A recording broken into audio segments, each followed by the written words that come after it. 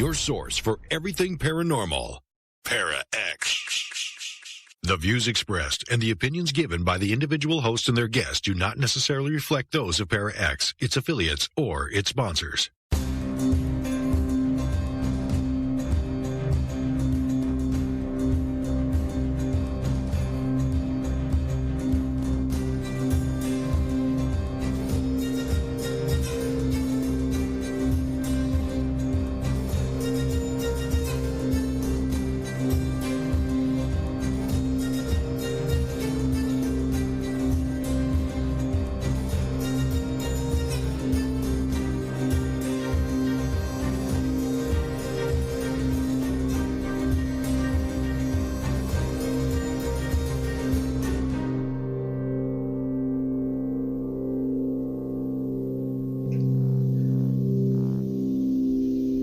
Welcome to another Monday night here on the Shadows Radio. I am Rebecca, and it is a very full house over here tonight.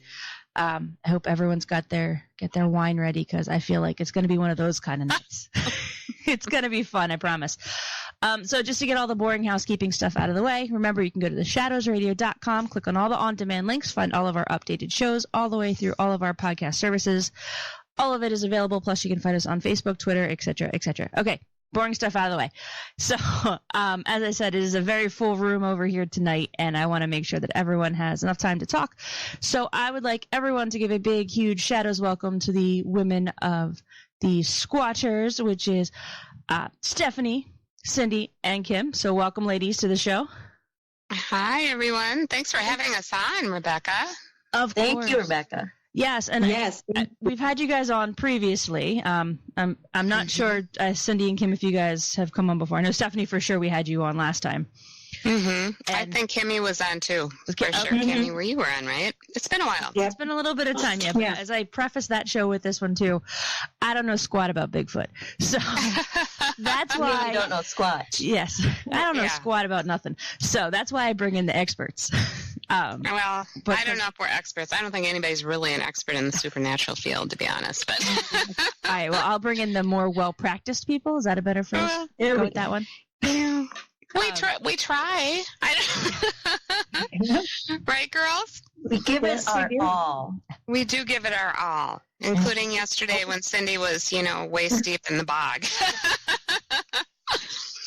All right, so let's backtrack. So for the 6 people in the whole wide world who have not either listened to your show, Steph, or maybe you run across you guys as a conference or anything, let's back up and talk about the team a little bit. So Stephanie, why don't you give us a little bit of kind of background on the team and what you guys do? Okay, so we are a crypt. We're a Minnesota. What we call ourselves is Minnesota's women-led cryptid research team. I'm having a hard time talking tonight, and I apologize. And so we are a team of women. You have to be a woman to be on our team. Does that mean that we will not investigate with men? No. But usually 9 times out of 10, it's all women, because we feel that we have a better chance of finding Sasquatch due to a lot of things. And we can pass the torch to Kim to explain all that. But we also encompass all cryptids. Why is that? Because, as we started this several years ago, we do these things called Squatch chats, and we go out and we meet the public and we hear their stories. And almost always when somebody's telling us their story about Bigfoot, they also tell us about other cryptids that they're seeing out there in the woods. And, of course, we have to go look for those too. So we decided to encompass all cryptids, but of course our main search is on Sasquatch, which is why, we picked the name Squatch-hers.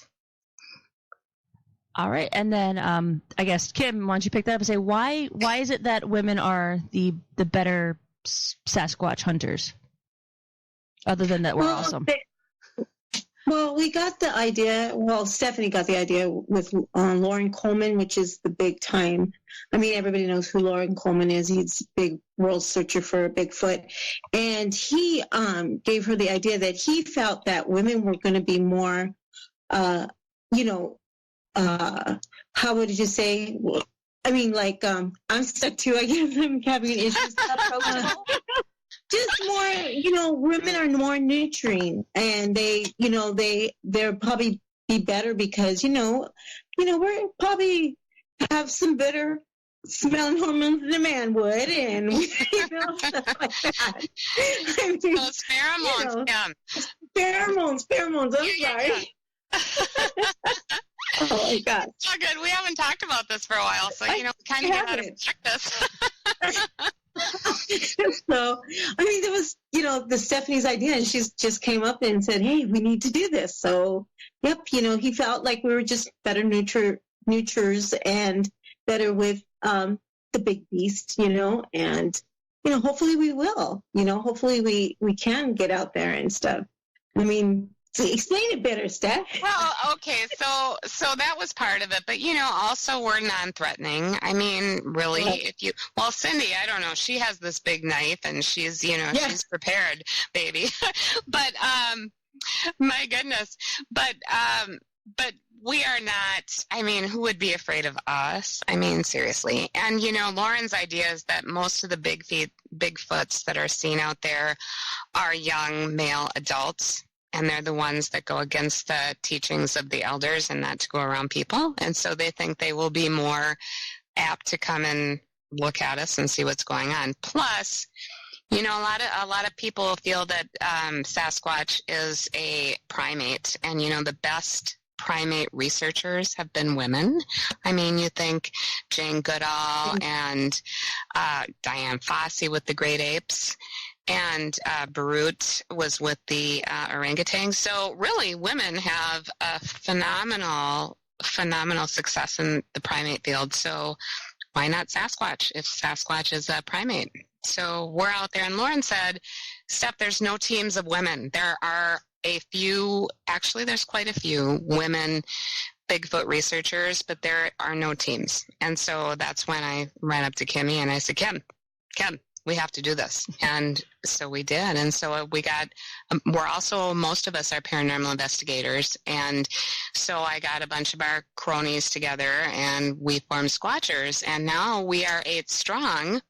Not all of us are paranormal investigators, but what's interesting is almost all of us are pretty intuitive. We're all very gifted in many different ways. But so hopefully that will help us. And, we found some amazing things and had some amazing experiences and met amazing people. So, it's quite a journey.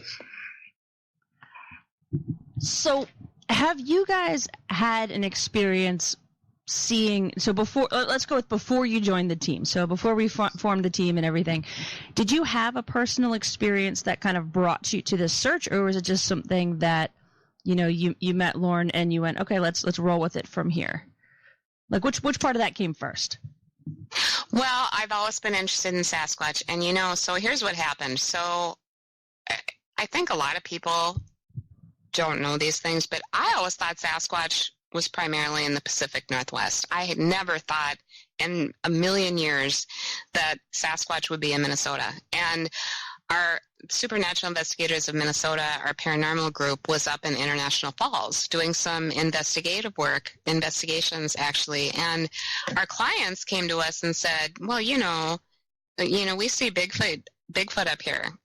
And of course my head just snapped right around and I said, what? And he said, yeah, I see every year, once or twice a year, I see him and he's out at the shack and, you're welcome to come out there. And I'm like, oh my God, we're doing this. And so, we went out there. It took us a while to get back up there. And, but we did an investigation and I tell you what, we went to his property.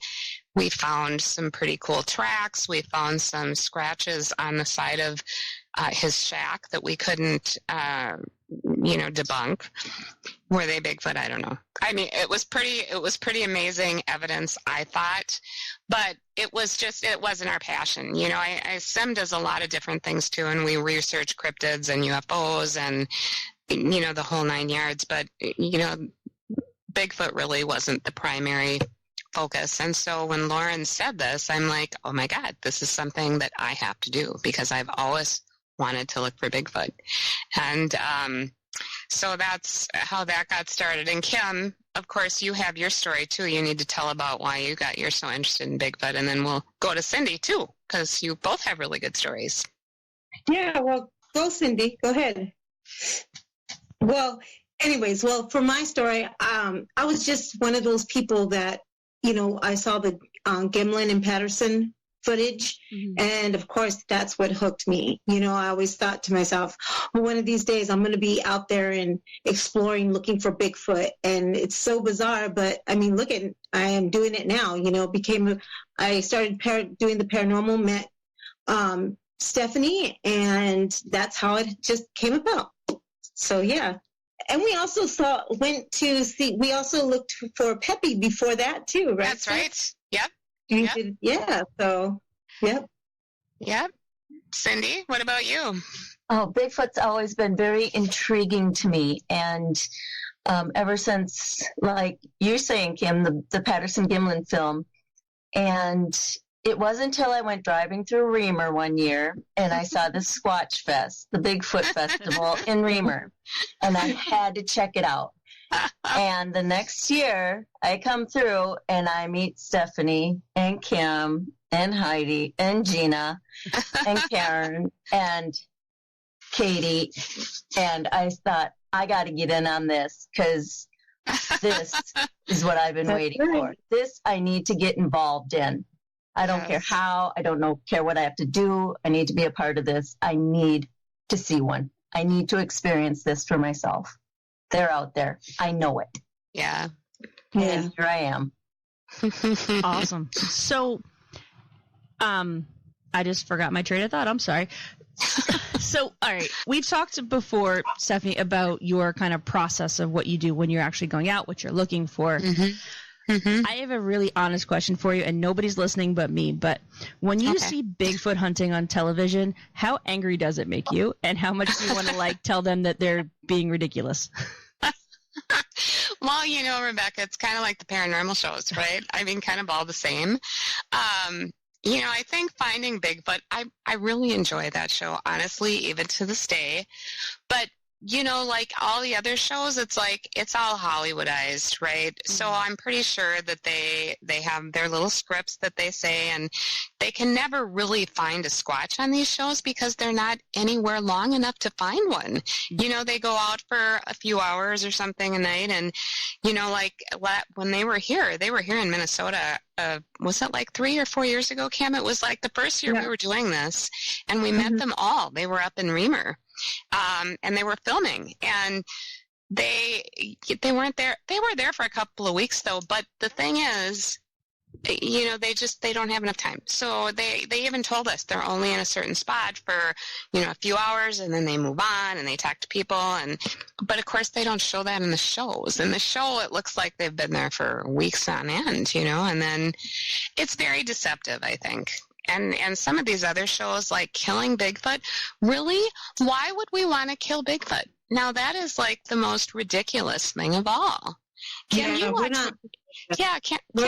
more of these shows than I do. So you should really answer that question. Well, that's because they show them that they're more aggressive down south. So, they're the ones they're huge and they got the big eyes, big red eyes. And, they show them that they're more aggressive. I don't feel that way, that they're aggressive. I mean, if they're in their territory looking for them to kill them, and that's what, they're throwing off, these men with guns, I'm sure they're going to attack.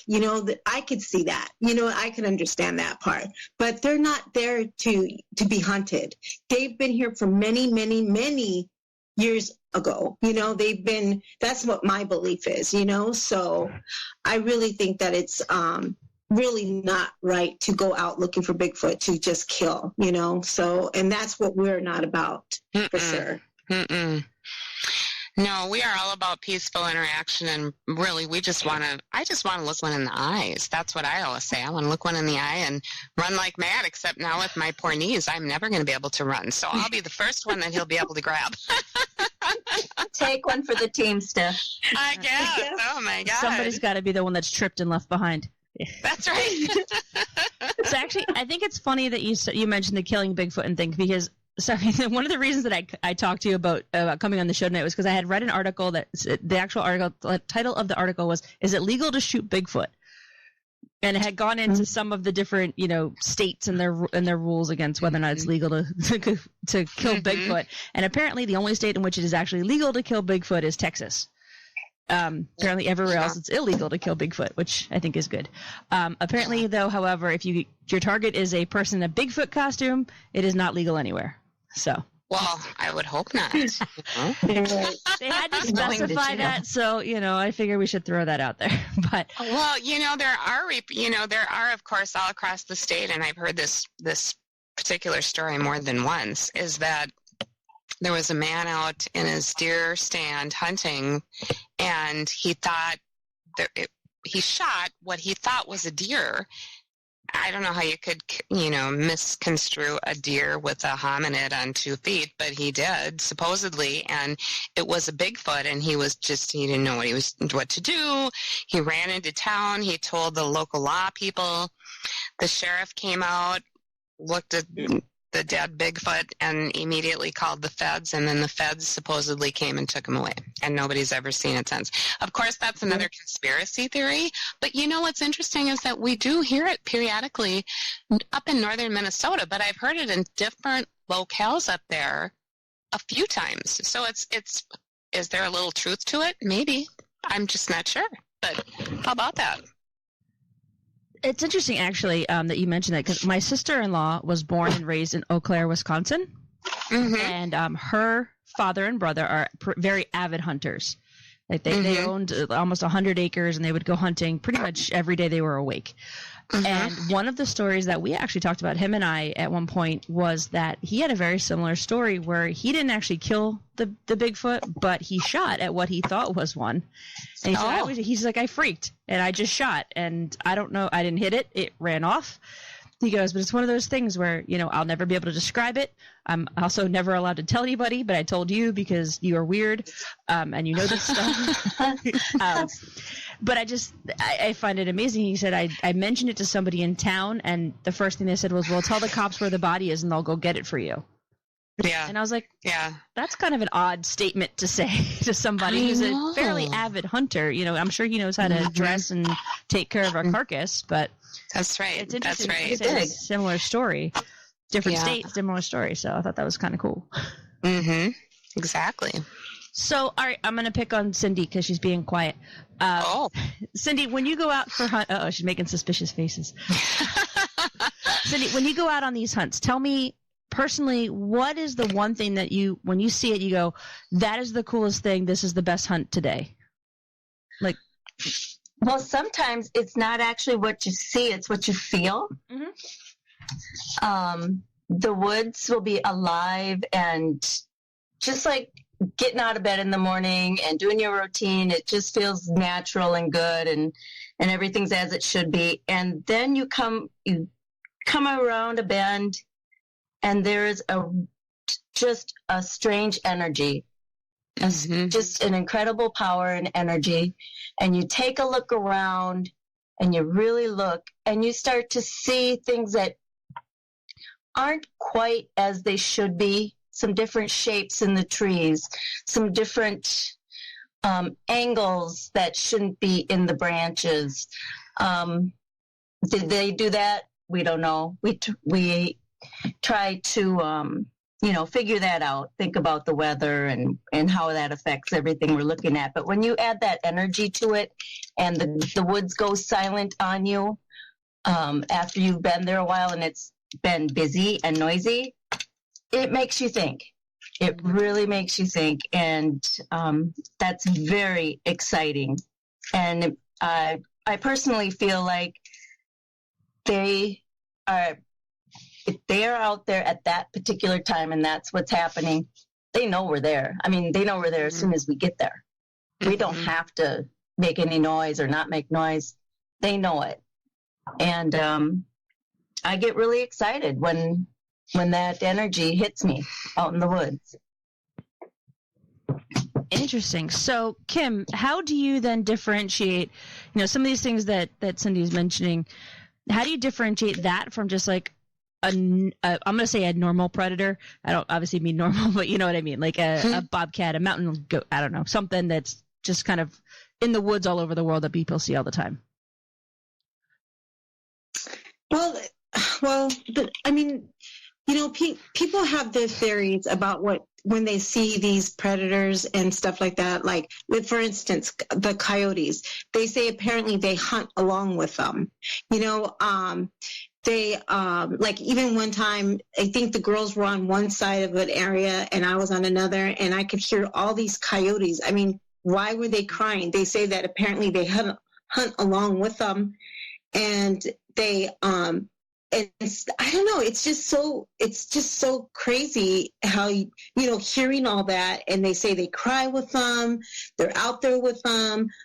Even let's like for instance, sometimes when we're there, it's pitch dark, nighttime, super dark, and all of a sudden you can hear like dogs from afar barking, and I know they don't know we're there, because we're in woods and we're just like traveling along or however, but we heard these dogs at one point, and all of a sudden we were on a trail. I think Stephanie was in front of me or behind me. I can't even remember, but all of a sudden we heard this growling, and I was like, oh my gosh. So we backed up a little bit. I think we went towards the car, because we're in pitch dark, and it's freaking, you can't see in front of your hand when we're out there. You can see through our cameras, if we're walking with those infrareds and stuff, but you can't see. And you hear a growl like that, it's like, oh my gosh, could that have been a Bigfoot? I mean, what is going on? What is that hearing? That I was just like, okay, something's in those bushes. It's hard to tell. It's really hard to tell, and you have to be extremely careful. You really do, because you never know if there's a cougar out there, if there's bear. You just don't know. So it's hard to differentiate. And who's to know how they travel along, and how they just are out and not hunting themselves. I really don't, though. I don't feel like they would hurt you. And but if you're hearing something, and it shouldn't be, you better back up. That's all I'm saying. You have to be extremely careful. So.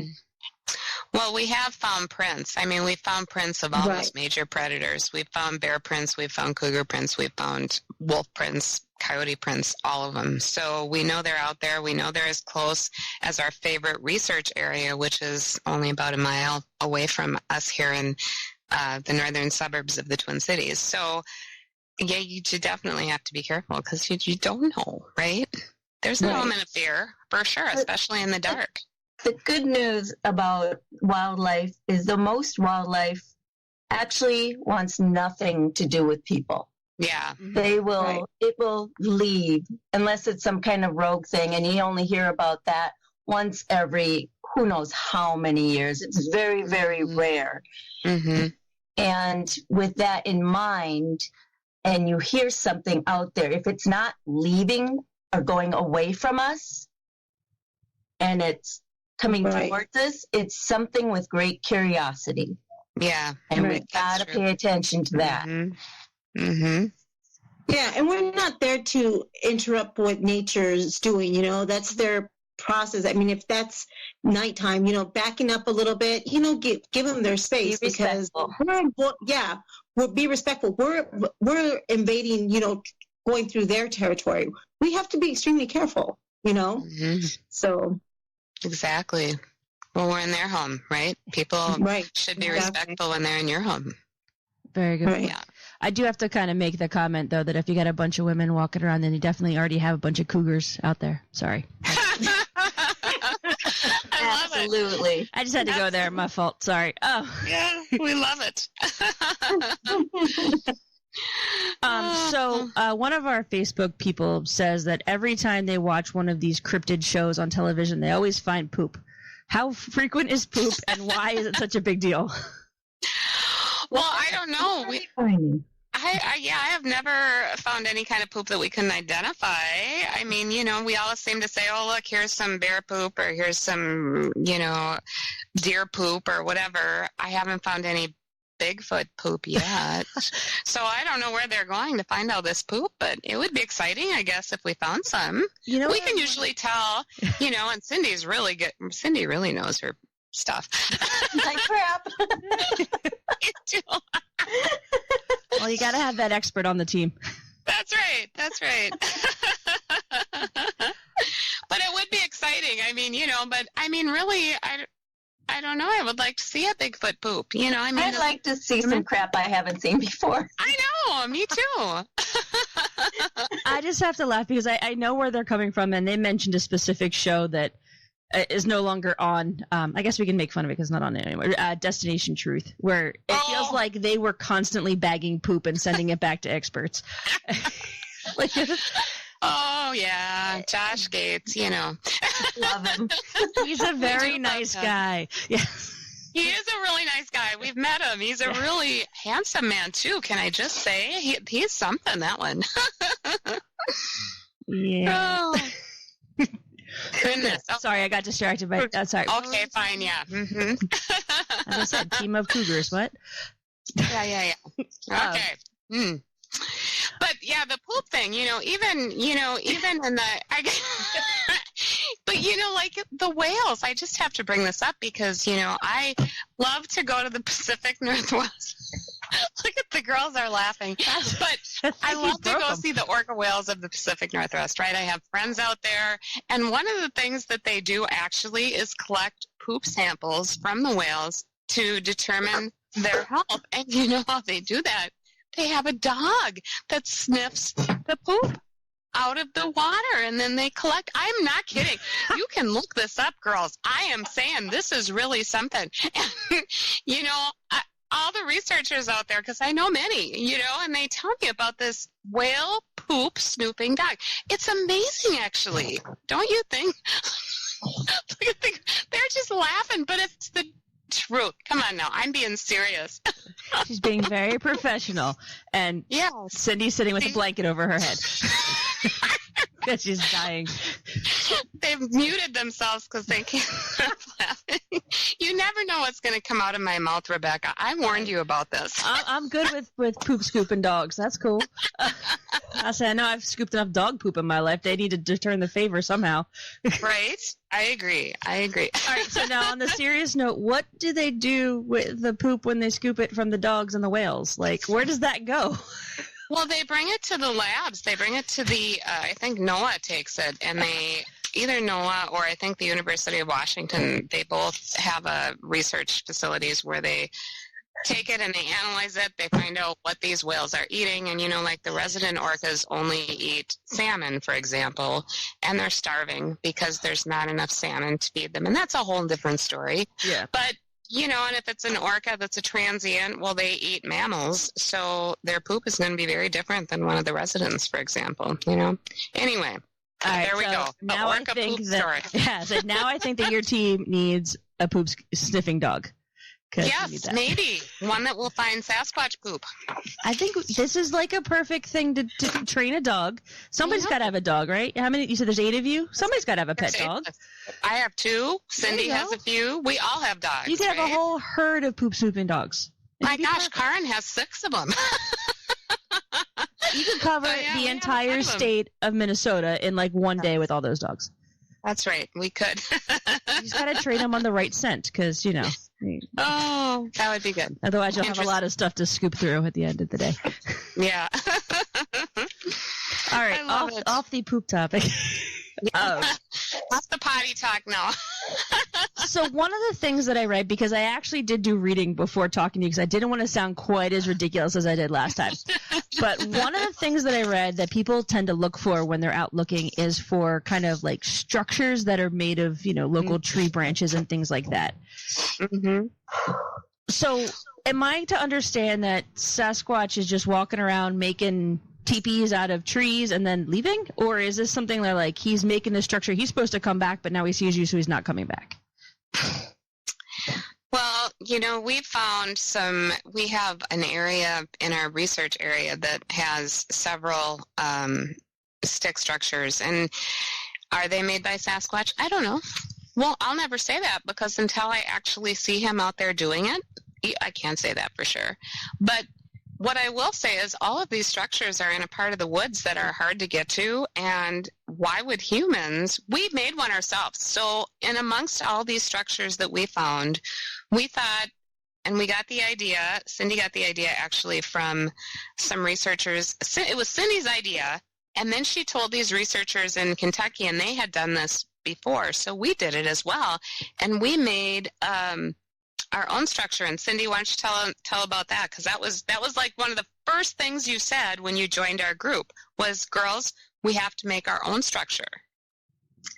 Yeah, we made our own structure, and we marked it. We did not use live limbs or anything that was already on the trees. We didn't break up the woods or anything. We used dead stuff and tried to duplicate what they were doing.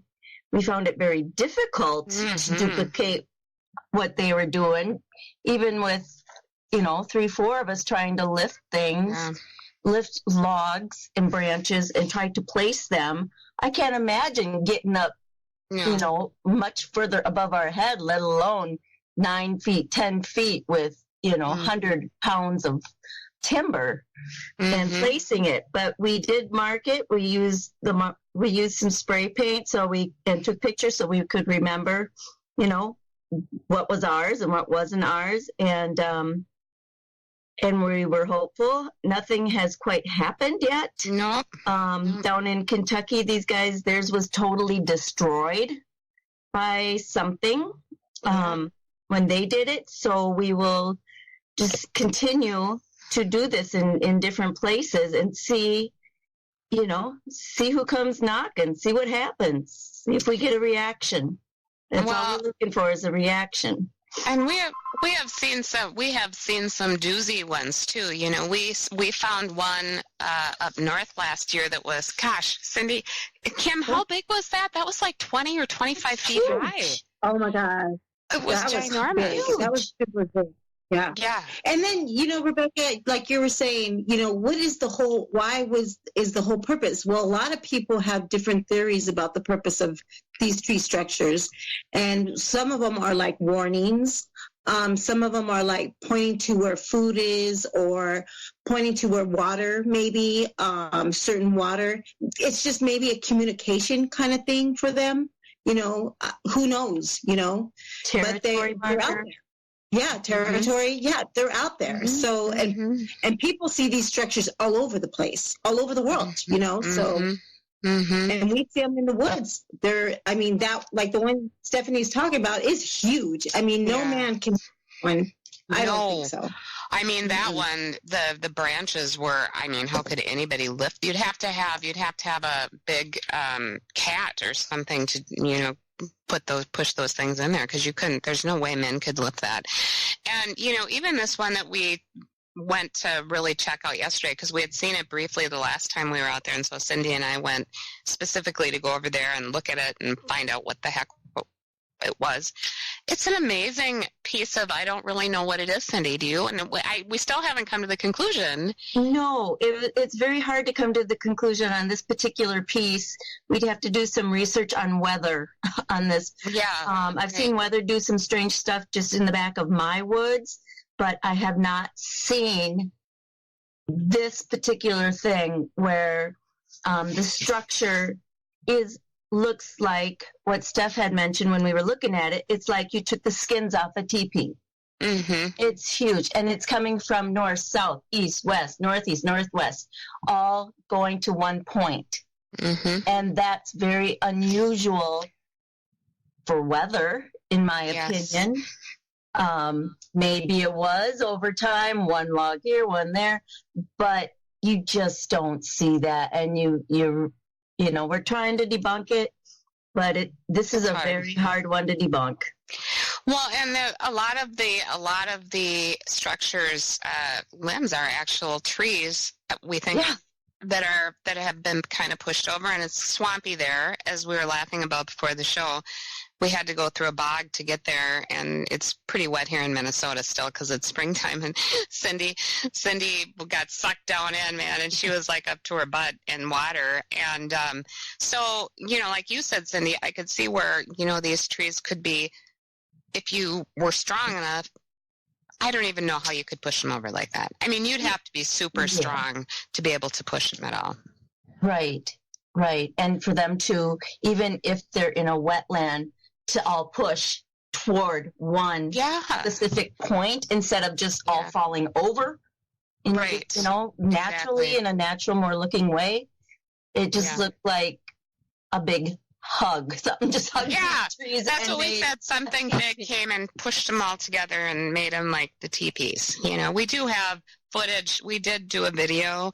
So if anyone wants to really look at it, we went, it's on our Squatch-hers Facebook page. So you can have a look and see what it looks like behind us. And we'll post some more pictures too. But yeah, we couldn't really debunk it, and we just really don't know what it is. Will I say that it's Sasquatch? Nope. But it's very unusual. It's very Squatchy-like. Yeah. So I do have to say that for a while there, when you guys were talking, it kind of sounded like you were describing the little stick figures from the Blair Witch Project.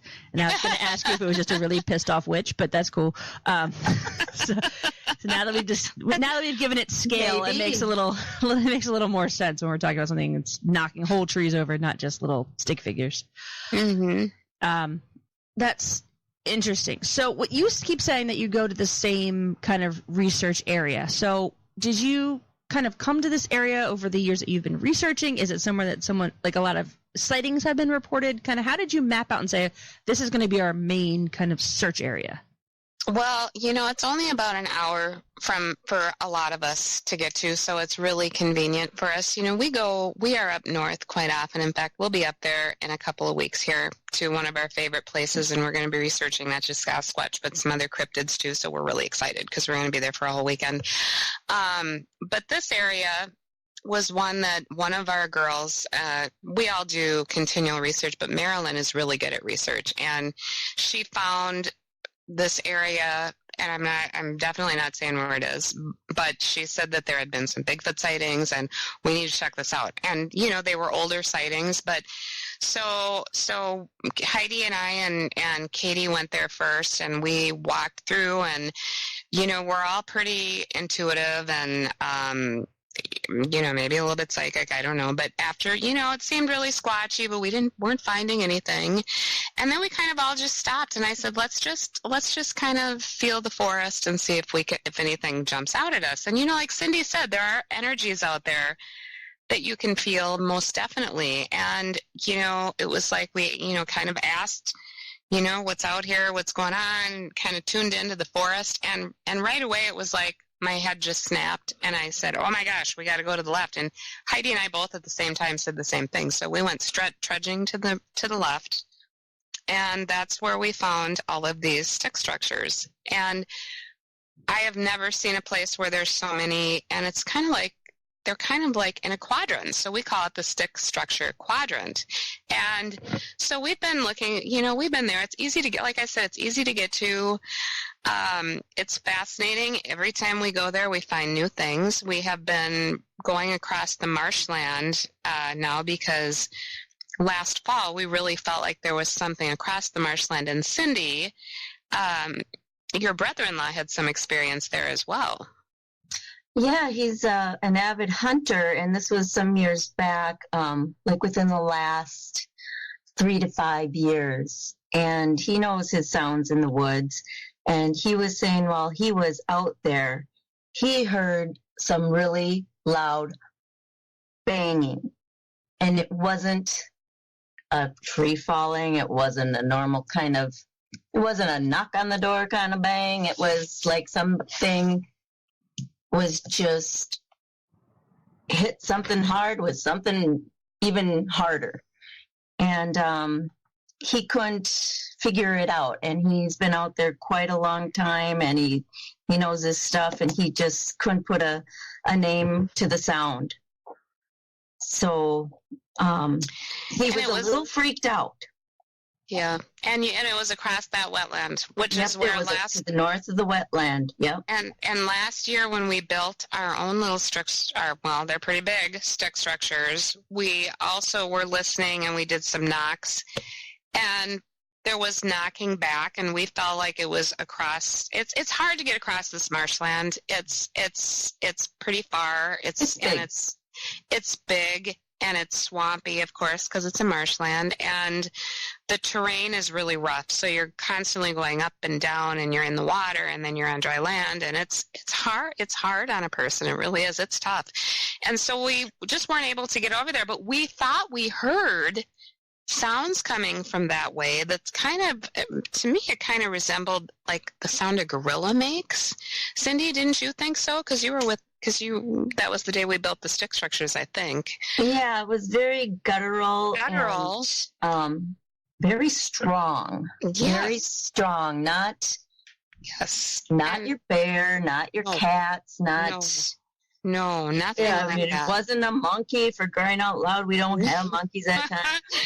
No, so we knew. Not that I know of. No, so we knew. It didn't make sense. So we knew we had to get over there, and so we went over there. I think we finally got over there a couple of months ago. We went through the marshes, and it was, we haven't seen Sasquatch yet, but over there we have also seen some pretty strange things, like a few stick structures and these arches that are like perfectly formed arches out of trees that, there is tree fall where the snow comes down and weighs down the branches, and so they kind of fall, and maybe sometimes they kind of look like an arch, but these are like perfect arches, right, Cindy? I brought you there yesterday, so you could see ground on both sides. Yes, and they're living. I mean, they're living branches, and they're like arches. So there's some really, and this is a very, like I said, this is a very remote area. It's like you really have to want to go there to get there, because it's not for the faint of heart to try to get over there, first of all, because it's, this marshland is really big, and it's hard. It's hard to traverse. Sucks you in. It sucks you in, exactly. And so there's very few people, I think, that ever go there. So who is making these arches and these stick structures? I mean, it's hard to get to. It's not like just the forest. You have to walk over the swamp, to get there. And I just don't know what else it could be. It's fascinating. Every time we go out, we come back with way more questions than any kind of answers. Right, girls? Every time we go out. That's what I love about it. Yeah. Yes. All absolutely. right, ladies. Well, we're Rebecca, down. Sorry, go ahead. When are you gonna come out with us? Yeah, Rebecca. Come on. Okay, so Rebecca doesn't do cold so good. So when you all move about 100 miles south of Ohio, then we'll be there. Or if you capture one, then I'll come visit, because then they'll eat. Well, we're not going to capture one. We just want to look one in the eyeballs and, figure out what they're doing. All right, so we have about 8 minutes left in the show. So before we get too lost in this, I want to give you guys our shameless self-promotion time. So let everybody know about all of your contact details, social media, all that stuff, if they want to find out more information. And then, Stephanie, let everybody know about your show as well. Okay, so we have our own website, and it's www.squatch-hers.com, and that's a double H, so SQUATCHHERS. We also are on Facebook under Squatch-hers. We also are on Twitter, and brand new is Instagram, so we are out there in multiple social media aspects. And I am the co-host of, along with Heidi, who's my fellow Squatch-her, of the Gathering Radio Show, and we are on Tuesday nights at 8 o'clock, so we'll be on tomorrow night at the same time on this same bat channel. All right, excellent. So one last question for you guys from me, kind of, how do I phrase this? So you've mentioned, obviously, that you guys look for cryptids other than Sasquatch, but I was looking at some of the cryptids from kind of around the world, just in my free time, because that's what I do. And I noticed there are an awful lot that are primate-based, hominid-type creatures that all could pretty much be the same creature. So in your personal opinion, do we think that the primate version of, these hominid cryptid creatures are all kind of related, or is it just that you've got all different ones that just happen to be very similar? It's actually it's the same as if you think about people. We're all a little different looking, depending on where you're from, your background, your ethnicity. And I believe it's the same with this species. So if you're down south, you're going to get a little small. You got the smaller ones down south. You got the bigger Patterson-Gimlin ones in the northwest. You have, for lack of anything better to say, Minnesota nice here in Minnesota. You got the big ones that just come out, and then you go across the pond and you've got your Yetis. They're all hominids. We're all related some way, just like we are all human. We all look a little different, but we're still the same species. Right. Well, and we have dogmen here in Minnesota. I mean, we've heard people tell us about dogmen up north, which is, one of the things that we want to search for too. But yeah, we have heard crazy stories from up north and a certain area that we're going to look into here pretty soon. So who knows what we'll find in a few weeks. I'm really excited to go. And we might even find Sasquatch, you guys. Come on, it's going to be in one of our favorite places to search for Sasquatch too. So and we're hitting Canada. Yes, and we're hitting Canada. Actually, in Canada. Mm-hmm. So, yeah. So we've got a lot going on this year. We decided to skip all the big shows and just actually do what we came together to do, and that's to do research. So. Yep. We're hitting it hard. We'll probably be also searching in Iowa, the Iowa trains too. So checking it out. Mm-hmm. Yep, and we just found Heidi has a friend who's a captain of a boat on Lake Pepin, so we'll be doing some research on Pepe here this summer, which will be a great way to spend the summer day. I'll come visit you for that one. I'm all about boats. Well, there you go. On a lake. See? There you go. Yeah, it'll be fun. So, and there's so many lake monsters here in Minnesota too. On several lakes we've heard about these lake monsters, not just Lake Pepin, but Leech Lake and Lake Superior, and so there's just a lot of unknown creatures, and that's what we're here to find for sure. Oh, the Birdman! Don't forget about the Birdman. Supposedly he looks like a bird. Yeah, stands with a human face. Yeah. With human face. Yep. Yeah. So crazy. Well, if you guys ever want to head out this way, we obviously have the Jersey Devil, which I will show you exactly where he lives, because apparently he lives right next to where my father was born. Yeah. And also there's this little island off of my island that is a whole half a mile by half a mile. Like it's this little tiny itty bitty strip. And supposedly on there we also have a small little cryptid creature that nobody can ever seem to catch, but he lives there and terrorizes people at night. So two of them buildings. And we can also, because nobody's ever named the little island creature, we can also name him. So you guys can pick a good name. Ooh. Yeah. Start doing some research. I'll start doing some research on that.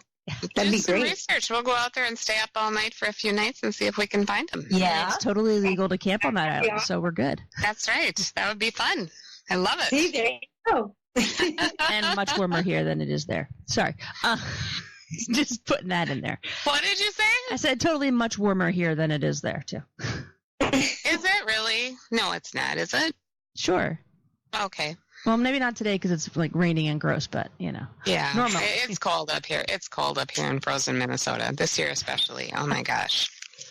But all right, ladies. Well, we are down to the last minute or two of the show. So, Cindy, Kim, and Stephanie, thank you guys so much. I hope you had a lot of fun.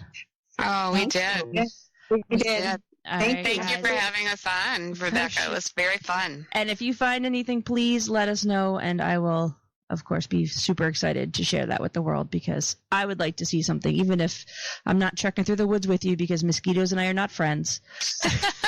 Well, it's ticks at this time of year. And how many ticks did I pull off myself yesterday? And they were the little deer ticks. Nope. So, yep. 4 or 5.